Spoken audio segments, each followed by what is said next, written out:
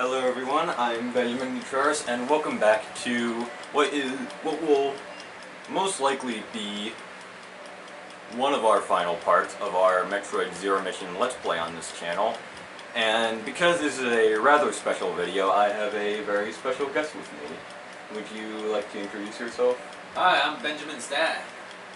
Yep, for the first time on this channel, my dad has actually decided to come over, and he's going to be my guest commentator on this part.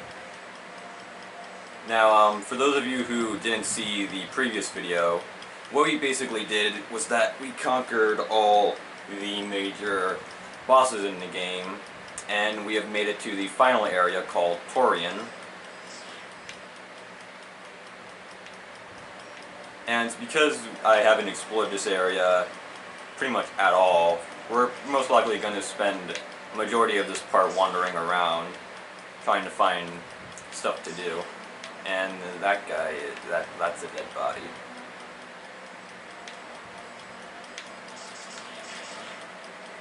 You want to make sure not to touch those rings. Your character's name is Samus, right? Yeah. Is that how you pronounce it? Samus? Actually, it's pronounced Samus. Samus. Yeah. I think when they revealed her, she was a girl, right? Yeah, she's a girl. And when the first game came out, the idea of Samus being a girl, that was like a very big deal, because there weren't many female characters in video games that weren't just damsels in distress. Now, in looking at the character, you would think, the way the character is built, that it's a guy. Yeah, it's not clearer, it's a lot more clearer in the 3D games, because they give her a more feminine figure. That's after the reveal, right? Yeah, in the early 2D games, especially the early 2D games, the way the power suit looks, it looks much bulkier than it does now.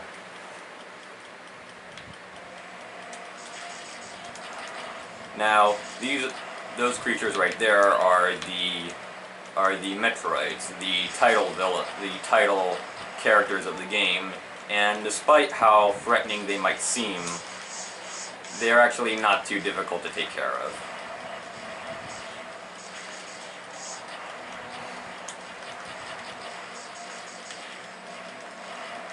The only real part of them that's annoying is that they can latch onto you. The only way to beat them is to hit them with the ice beam, which freezes them, and then use a bunch of missiles on them. Now, when you're jumping, you have this weird force field looking thing on you. Does that mean it's hurting you, or is that just part of your character? No, that's just part of her motion.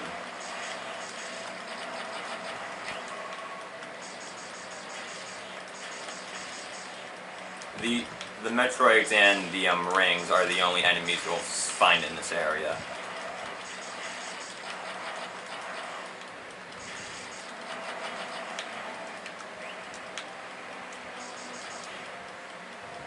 Now, where does Metroid, or the Metroid series of games, rank as your all-time favorites? Well, I've only played, I'm pretty sure I've played Super Metroid, that was on the Super Nintendo. I played Metroid Prime on the GameCube, this, and Metroid Other M.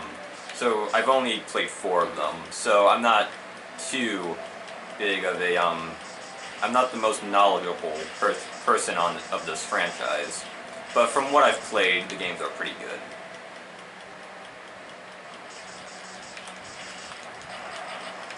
I don't know if you've heard, but that Super NES Mini comes out tonight at midnight.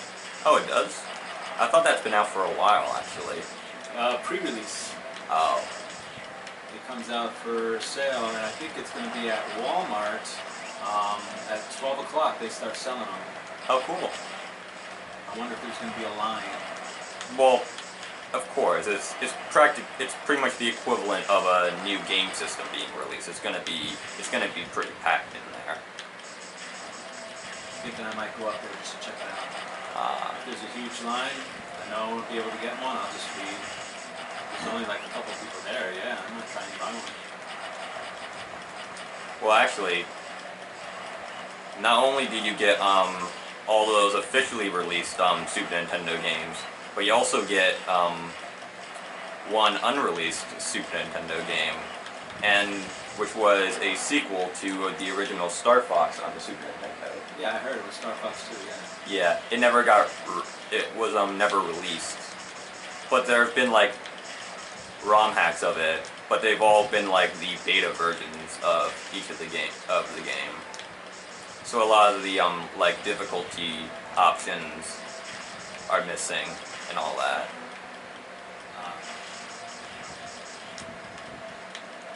And something's telling us, oh, never mind.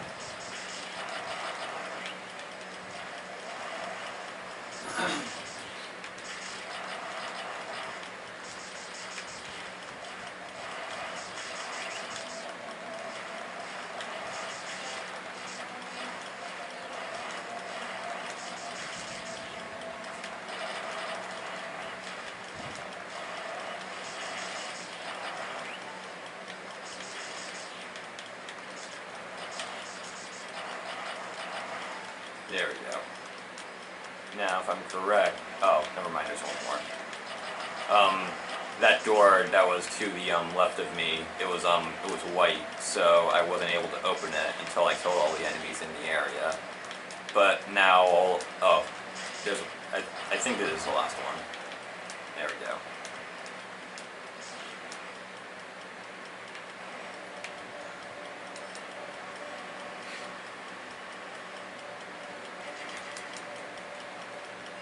Now you said this is the last board. How long has it taken you to beat this game? Like how much gameplay is in it?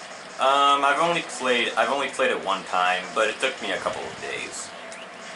But that's mostly because I'm not an expert player. Expert players can beat it in only like a few hours. Are you on a certain like difficulty level right now? I think I'm either on easy or normal.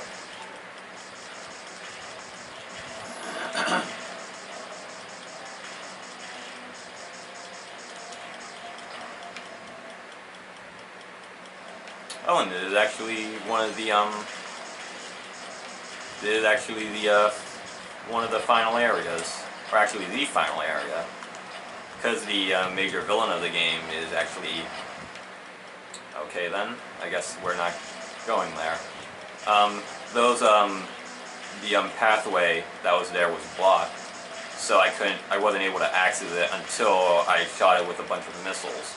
But as you can see, my ammo count for the missiles is very low, but luckily these rings here keep respawning and keep giving me health and more missiles. So this is what most people usually do whenever, like if you're near a boss and you can't beat them, then it's pretty much recommended that you keep farming the enemies here, so that you can have full health and all your missiles back.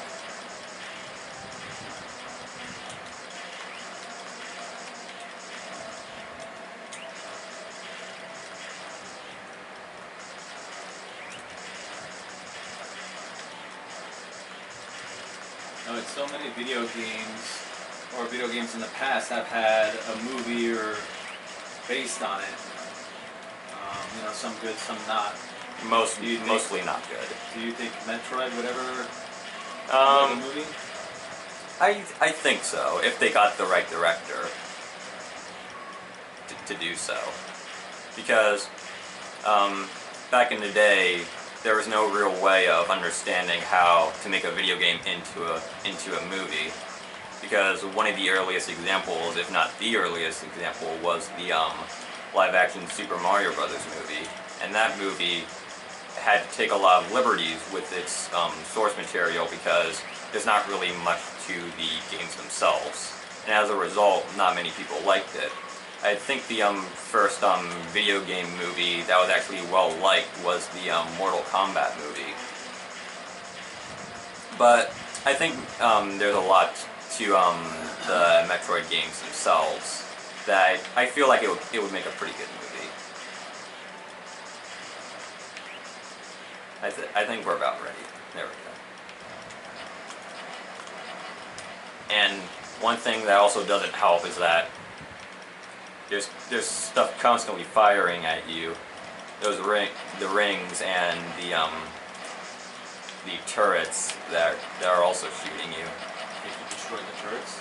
No, I can't. Those are constantly going to be there, so you pretty much have to go as fast as possible.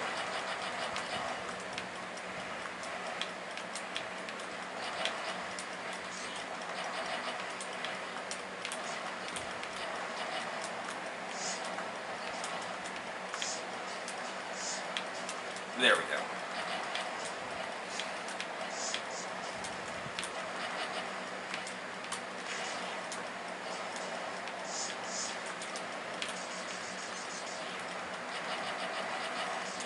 There we go.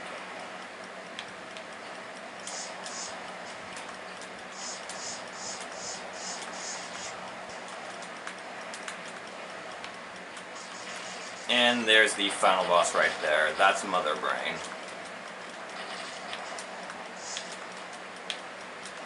It seems like you've been getting hit a lot with a lot of, bullets and around things, but it doesn't seem like you've ever died. Can you die in this game? Yeah, you can die. The meter on the upper left there, all those squares there, those are the amount of energy tanks that I have. And the highest amount of health you can have is 99. But I've seen it go down to 0 and it just resets back to 99 again. Because that means I lost an energy tank. So like right now I'm on the verge of dying, and yeah, I died.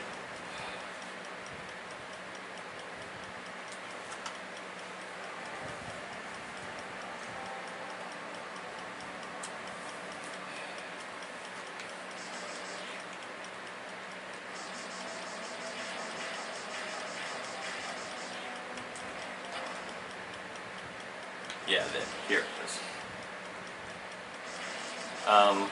One of the beneficial things that the having this game on the Wii U is that you can actually create your own save points. So like if I click on this, now if I ever die, instead of having to go back to the save room, I can just load up the save point that I made.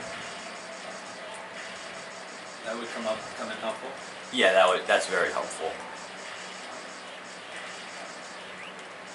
So that you can start right where you left off without having to do any like backtracking.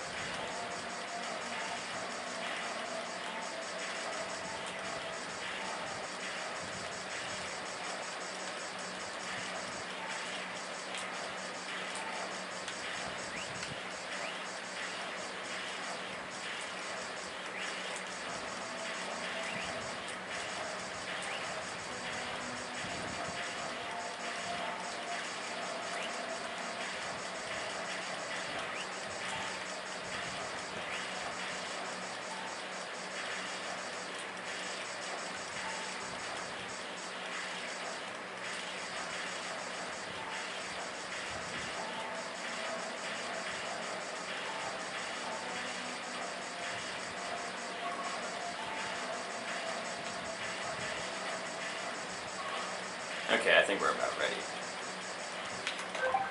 Now I'll make another save point so I don't have to do any more of that grinding. And we're pretty much we're about out of time for this video, but usually we make 2 videos in one day.